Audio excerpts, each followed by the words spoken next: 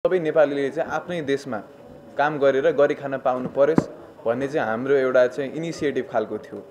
अब त्यसपछि चाहिँ भनौँ न अब समयले कहाँ लिएर आयो। अब हामी यो प्रेस कन्फरेन्स चाहिँ विशेष गरी एउटा कारण भनेको चाहिँ तपाईँको हामीले पोलिटिकल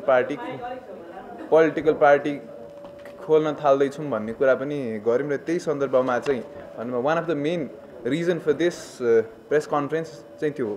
सो म अब चाहिँ श्रृङ्खलाबद्ध तरिकामा अगाडि बढ्न चाहन्छु। अब हामीले पोलिटिकल पार्टी खोल्नुको अर्थ चाहिँ हामी इलेक्सनमा जाने भनेर चाहिँ कदापि होइन। यो एकदम क्लियर होस्।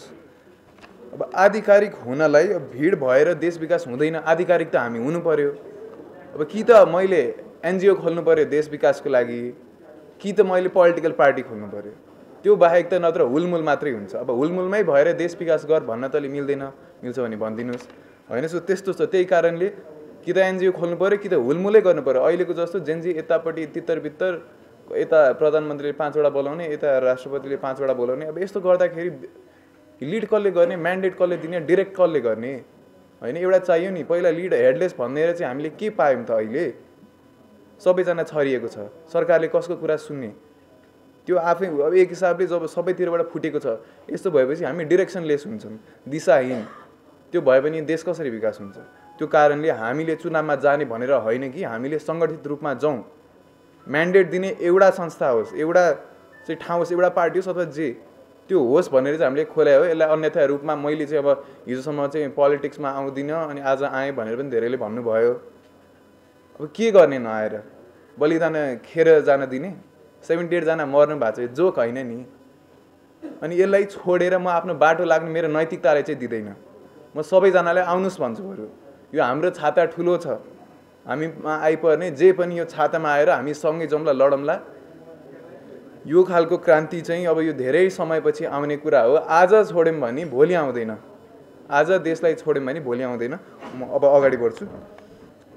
बटम लाइन पुरा नभई हामी चुनावमा जान तयारी छैनौँ, गर्दैनौँ, भए मात्रै जाने हो है। यो क्लियर भयो। प्रत्यक्ष निर्वाचित कार्यकारीको मुद्दा भनेको हाम्रो one of the bottom line हो, जुनलाई सुन्नै पर्छ। यो बिना कतै पनि जानेवाला छैनौँ। पार्टी खोल्नुको अर्थ चुनाव लड्न होइन, सङ्गठित भएर अगाडि बढ्नलाई छरिएर नबसौँ, हुलमुलमा नबसौँ। कसको कुरा सुन्ने त? निर्देशन कसले दिने? त्यसकै लागि मात्रै हो।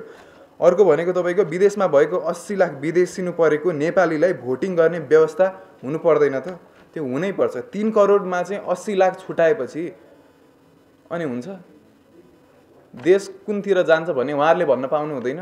यो देशको चाहिँ अहिले मेन सोर्स अफ इन्कम भनेकै रेमिटेन्स भएको छ। उहाँहरूले रगत पसिना गरेर चाहिँ कमाउनु भएको कुरा भएको छ। अनि त्यत्रो रगत पसिना बगाएर चाहिँ गर्नुभएको, देशको अर्थतन्त्रमा यत्रो कन्ट्रिब्युसन गर्नुभएको मान्छे त्यो त्यत्रो ठुलो पपुलेसन फ्र्याक्सनलाई छोड्न मिल्छ? कदापि मिल्दैन। यो पनि बटम लाइन हो। यो नभइकन पनि हामी निर्वाचनमा जानेवालै छैनौँ। अनि अब अर्को भनेको चाहिँ तपाईँको करप्सनको लागि चाहिँ नागरिक स्तरीय चाहिँ छानबिन समिति गठन हुनुपर्छ। अहिलेसम्म चाहिँ सब पोलिटिकल नियुक्ति अफिलिएसन भएको। अब चोरलाई कहाँ समात्छ त? चोरलाई समात्दैन नि। नागरिक चाहियो, विज्ञहरू चाहियो, उहाँहरूको चाहिँ एउटा छानबिन समिति चाहिँ गठन हुनु पर्यो। त्यस्तै हो है।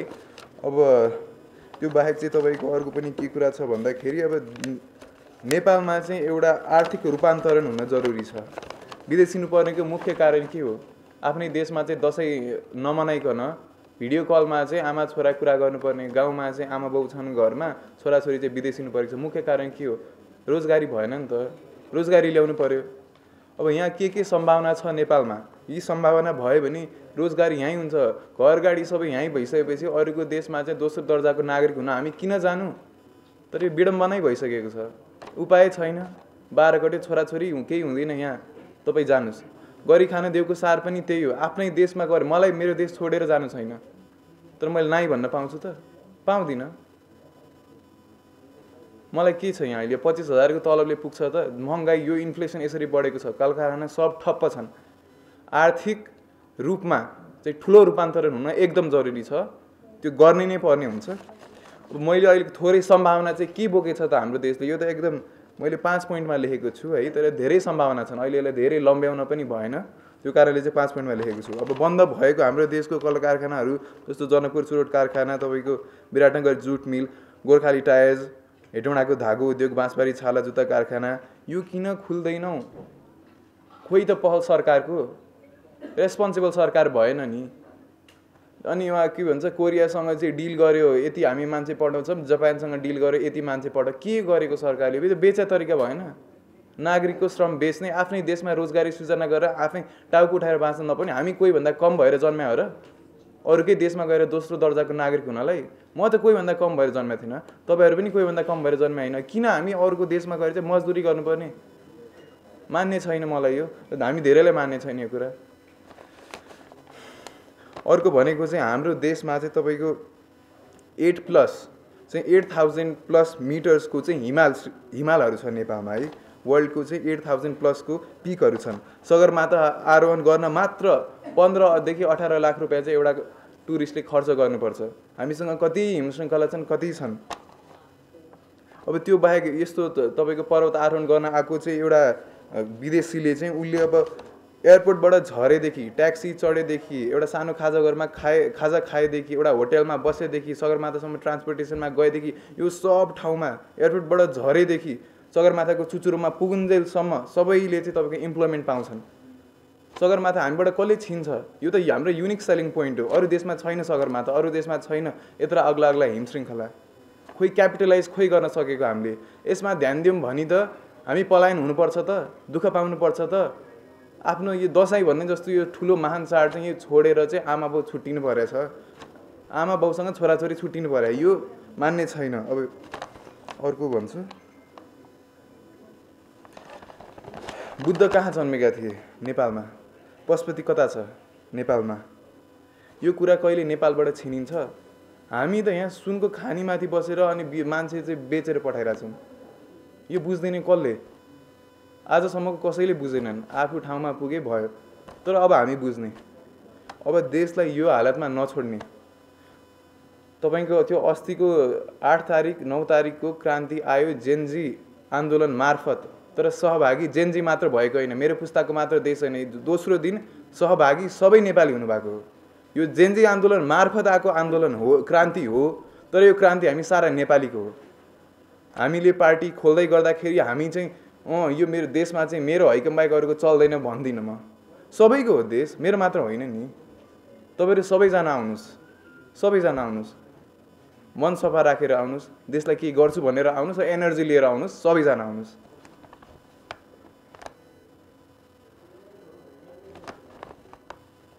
अब यो अर्को एउटा सम्भावना के पनि छ भन्दाखेरि हामी चाहिँ दुईटा एकदम धेरै पपुलेसन भएको देश, संसारकै है, संसारको वर्ल्ड 2 हाइएस्ट पपुलेटेड देशको बीच बसिरहेछौँ। अब यसलाई एक तरिकामा चाहिँ हामीलाई खतरा छ भन्ने पनि छ। तर यहाँ मैले पोजिटिभ कुरा चाहिँ के कुरामा म ड्र गर्न चाहेँ भन्दाखेरि, के कुरा चाहिँ ड्र गर्न चाहेँ भन्दाखेरि एप्रोक्सिमेटली 3 अर्बको जनसङ्ख्या भएको देशमा हामीसँग धेरै युएसपी छ है। हामीले बेच्न मिल्ने धेरै युनिक कुराहरू छन् जुन अरू देशमा छैन। त्यो कुराहरू हामीले बेच्न सक्छौँ। 3 अर्बको चाहिँ कन्जम्सन गर्ने चाहिँ पपुलेसन भनेको कम हो। उद्योग धन्दा कल कारखाना बन्द गरेर यो खोल्ने बारे कसैले कुरै उठाउँदैनन्। अनि यो बिना चाहिँ हामी कसरी चाहिँ अगाडि बढ्छौँ? अब अर्को एउटा अलार्मिङ कुरा पनि के छ भन्दाखेरि अहिलेको चाहिँ सबै युवा पिँढी चाहिँ मेरै साथीहरू कति चाहिँ विदेश गएका छन्। विदेश गएर उहाँ पिआर पाएपछि उहाँ सेटल हुन्छ है, उतै बच्चा जन्माउलान्, उतै बच्चा जन्माएपछि फर्किन्छन् भनेपछि हाम्रो यो पिँढीपछि दोस्रो पिँढी चाहिँ दिने को? रित्ताउने नेपाल। हामी पपुलेसनमा हामीसँग चाहिँ अथाह पपुलेसन छ भन्नै मिल्दैन। 3 करोड हो, 1 करोड 80 लाख कति बाहिरै छन्। यो त फाइनाइट रिसोर्स हो, हामीसँग धेरै जनसङ्ख्या छैन नि। यो तरिकामा विदेश पलायन भयो भने दोस्रो नेपाली पुस्ता कसले दिन्छ? हाम्रो धर्म, संस्कृति, कल्चर, एभ्रिथिङ सबै कता जान्छ? यो कुरामा किन कसैले ध्यान दिँदैन? यो ध्यान नदिएकै कारण हामीले यति ध्यान दिनु परेको हो। हेर्नुहोस्, हामीलाई नि आउनु भन्ने थिएन तर आउनै पर्यो। अब उपाय छैन कि त। अब एउटा कुरा के पनि भयो भन्दाखेरि तपाईँको अर्को पर्खिनु है, त्योभन्दा पहिला अर्को भन्छु। नेपालले चाहिँ 2024 मा वर्ल्ड्स बेस्ट टी चाहिँ जितेको थियो लास भेगस युएसएमा भएकोमा है। अब त्यहाँ पनि अर्को एउटा युएसपी छ, मैले त एकदम सीमित 5 वटा मात्र हेर्छु है, धेरै छ। वर्ल्ड्स बेस्ट टी जितेको थियो। हाम्रो चिया बगान चाहिँ रिलेटिभली नयाँ छ है। हाम्रो अब जो यस्तो हुन्छ कि तपाईँको चिया बगानको केसमा चाहिँ तपाईँको जति धेरै टाइमदेखि चाहिँ चिया उत्पादन गरियो त्यति नै त्यो उर्वर शक्ति घट्दै जान्छ कि हाम्रो चिया बगान दार्जिलिङको भन्दा अथवा चाइनाको भन्दा हाम्रो चाहिँ रिलेटिभली न्यू हो, भर्खरको हो। हामीले 100 वर्षसम्म बेस्ट क्वालिटी टी चाहिँ अहिले एक्सपोर्ट गर्न सक्छौँ। त्यो खोइ हामीले हेरेको, खोइ त्यसमा चाहिँ ध्यान आकर्षण गरेको। अथाह छ त पोसिबिलिटी। विदेशी पलायन किन हुनुपर्ने? किन दोस्रो दर्जाको नागरिक हामी हुनुपर्ने? कोही भन्दा कम हामी कसरी छौँ? यो कुरा चाहिँ मलाई पहिलेदेखि चित्त बुझ्दैन थियो। त्यही कारणले पनि म यो आन्दोलनमा होमिएको थिएँ। र त्यो अब अर्को चाहिँ तपाईँको त्यो भयो, म एकैछिन अब के भन्नु भइरहेछ भने ल अब भाँच्यो फुट्यो ज्यान धनको क्षति भयो सब भयो है। अब हामीले आज यतिमै अड्किने, ल सक्यो अब मर्ने जति मरे, ज्यान धनको क्षति भयो भयो, अब छोडिदिने? कति टाइमको लागि छोड्ने? 10 वर्षपछि त खोइ नेपाल त रितिन्छ त। अहिले पनि गाउँघरमा हेर्न गयो भने युवा कोही छैन, छोराछोरी उतै जन्माउने, बुढाखाडा यता छन्। अब यहाँ त ओल्ड एज होमै खोलेर मात्र भइगयो नि त कि अब होइन ठिक छ अब आन्दोलन क्यान्सल, अब सबजना शान्ति। अब जसले चाहिँ भन्नु भइरहेछ अब केही गर्नु पर्दैन कि अब यतिकै छोडिदिनु पर्यो, मर्ने मरे, फुट्ने फुट्यो, अब घर जाउँ कि भन्नु पर्यो कि भने हामीले दोस्रो मौका पाउने छैनौँ। चेन्ज ल्याउने भनेको आज र यो बेलाको समय बाहेक अब आउनेवाला छैन। देशमा मान्छे नै रहँदैनन्, गर्ने के? विदेशै जाउँला, सपोज कोही अस्ट्रेलिया नै जानु होला, तर घर त छ नि त मेरो एक ठाउँमा। अस्ट्रेलिया बसी नि घर त छ मेरो, नागरिकता त यो ठाउँबाट आएको, मेरो थर त यो देश यो भूमिबाट निस्केको भन्ने कुरा त छ नि। घरै भएन, नेपालै पड्केर गयो, हरायो, अनि भने के गर्ने? देशको लागि लड्न त एकदम जरुरी छ। अहिले जे भयो भयो, एक लेभलको क्रान्ति आयो, अब विकास आउँछ। क्रान्ति पहिला आएको, अब हामी खासमा क्रान्तिकारी होइन, हामी विकासवादी हो। विकास ल्याउनलाई जे गर्नुपर्छ त्यो गर्ने हो, तर यो भाँड भैलो मचाउन त्यसलाई होइन। सो त्यति हो लगभग मेरो कुरा। तिम्रो के छ? ल लगभग मेरो कुरा त्यति नै हो है।